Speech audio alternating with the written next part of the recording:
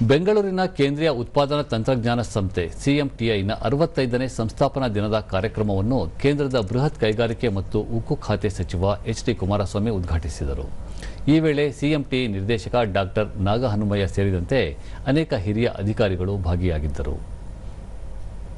ಬಳಿಕ ಎಚ್.ಡಿ. ಕುಮಾರಸ್ವಾಮಿ ಪ್ರಧಾನಿ ನರೇಂದ್ರ ಮೋದಿ ಅವರ ಆಡಳಿತದ ಅವಧಿಯಲ್ಲಿ ಉತ್ಪಾದನೆ ಮತ್ತು ಉದ್ಯೋಗ ಆಧಾರಿತ ಕೈಗಾರಿಕೆಗಳಿಗೆ ಹೆಚ್ಚಿನ ಆದ್ಯತೆ ನೀಡಲಾಗಿದ್ದು, ಉತ್ಪಾದನೆ ಮತ್ತು ಸಂಶೋಧನೆಗೆ ಹೆಚ್ಚು ಮಹತ್ವ ನೀಡಲಾಗುತ್ತಿದೆ. ಈ ಮೂಲಕ ಕೈಗಾರಿಕಾ ಕ್ಷೇತ್ರವು ದೊಡ್ಡ ಪ್ರಮಾಣದಲ್ಲಿ ಬೆಳವಣಿಗೆ ಸಾಧಿಸುತ್ತಿದೆ.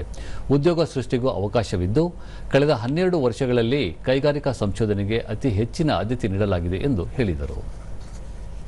ಕೌಶಲ್ಯ ಆಧಾರಿತ ಉದ್ಯೋಗಗಳನ್ನು ಸೃಷ್ಟಿಸುವ ನಿಟ್ಟಿನಲ್ಲಿ ಕೇಂದ್ರ ಸರ್ಕಾರವು ಒತ್ತು ನೀಡುತ್ತಿದೆ.